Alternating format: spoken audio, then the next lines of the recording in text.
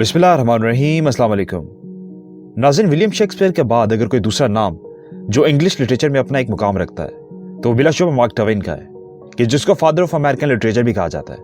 उसकी तहरीरें तंज़ो मिजाज से भरपूर होने के साथ साथ मुआशरे में होने वाली बुराइयों को भी तनकीद का निशाना बनाती थी।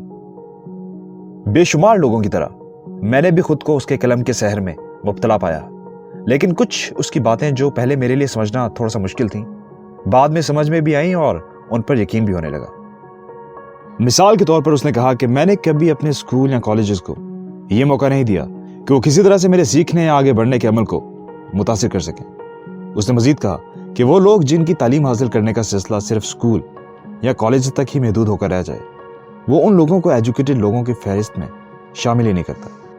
जी हाँ, यही वो बात थी कि जिसने मुझे अक्सर परेशान किया कि इतने बड़े और महंगे स्कूल कॉलेजेस फिर किस काम के, कि अगर यही आगे बढ़ने और कुछ सीखने की राह में रुकावट हायल करें।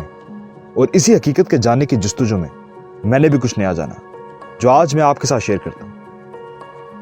नाज़रीन, दौर जैसा भी हो, बिलाशुबा किताबों की अहमियत से मुंह नहीं मोड़ा जा सकता, लेकिन मसला वहां पैदा होता है जहां पर तालीम और तरबियत और सीखने का सरचश्मा सिर्फ और सिर्फ स्कूल, कॉलेजेस या किताबों को ही समझ लिया जाए।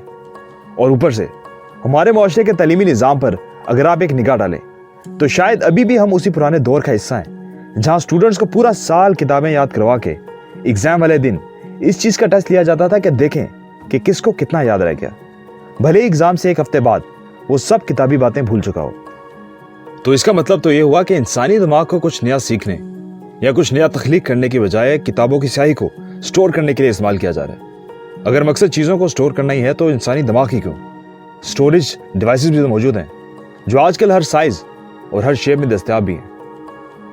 नाज़रीन, मुझे तकलीफ इन स्कूल, कॉलेजेस या यूनिवर्सिटी से नहीं है, मैं भी कभी इनका हिस्सा रह चुका हूं। मुझे मसला इनके निज़ाम तालीम से है। तालीम और तरबियत का पता इंसान के रवैयों, रहन सहन, गुफ्तगू के अंदाज, बर्दाश्त, मुस्तकिल मिजाजी, मुश्किलात में ठीक फैसलों और खुद एतमादी से पता चलता है।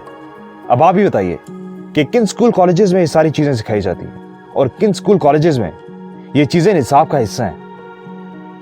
हमें सिखाया जाता है तो मैथमेटिकल इक्वेशन को बैलेंस करना, केमिकल रिएक्शंस को परसीव करना, सीड की फ्रेगमेंटेशन को प्रोसेस करना।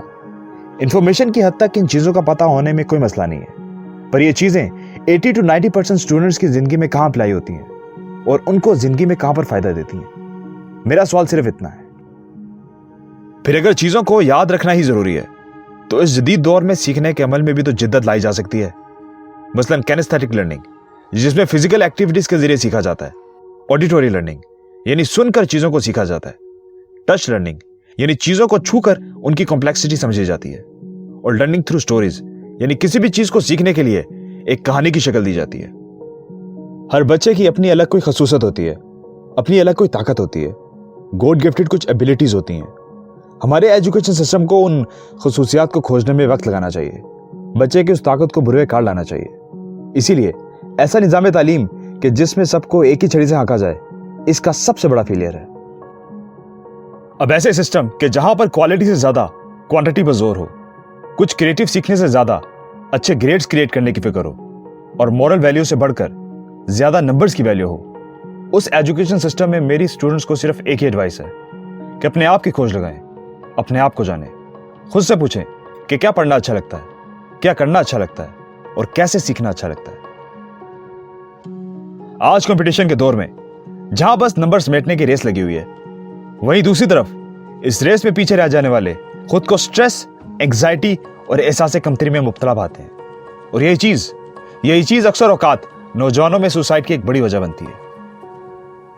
एक अदादो शुमार के मुताबिक इस दुनिया में कम बेश 8 लाख स्टूडेंट्स इसी स्ट्रेस और एंग्जाइटी की वजह से हर साल अपनी जान ले लेते हैं। तो क्या हुआ कि अगर आपके ग्रेड्स अच्छे नहीं आए या आप किसी इम्तिहान में फेल हो गए, इसका मतलब यह तो नहीं कि आपकी दुनिया ही खत्म हो गई, या अब आप आगे बढ़ ही नहीं सकते, या दुनिया में कुछ हासिल कर ही नहीं सकते। क्योंकि कोई भी स्टूडेंट बेकार या नकारा नहीं होता। अगर मसला होता है तो उसको सिखाने के तरीके में। अगर उसे कोई चीज समझ नहीं आ रही तो उसमें उस स्टूडेंट से ज्यादा कसूर उस निज़ाम तालीम या टीचर का भी है, जो हर स्टूडेंट के लिए एक ही बेंचमार्क सेट कर देते हैं, ये समझे या जाने बगैर कि तमाम स्टूडेंट्स एक जैसे नहीं हो सकते। हर किसी की अपनी कुछ हिडन क्वालिटीज होती हैं, हर किसी की अपनी कुछ वीकनेसेस हैं और एजुकेशन सिस्टम का तो काम ये होना चाहिए कि बच्चे की खूबियों और स्ट्रेंथ को यूटिलाइज करें और उसकी वीकनेस को दूर करें। वर्नर वॉन ब्रॉन, जिसने रॉकेट टेक्नोलॉजी को इंट्रोड्यूस कराया था और आज उसकी वजह से लोग चांद तक का सफर कर पाते हैं, वो 2 बार अपनी मैथ्स की क्लास में फेल हो चुका था।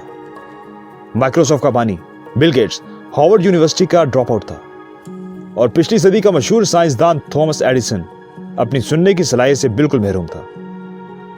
लेकिन फिर भी ऐसे हालात और मुश्किलात के बावजूद ये लोग आज दुनिया के कामयाब 3 लोगों की फहरिस्त में बहुत आगे हैं।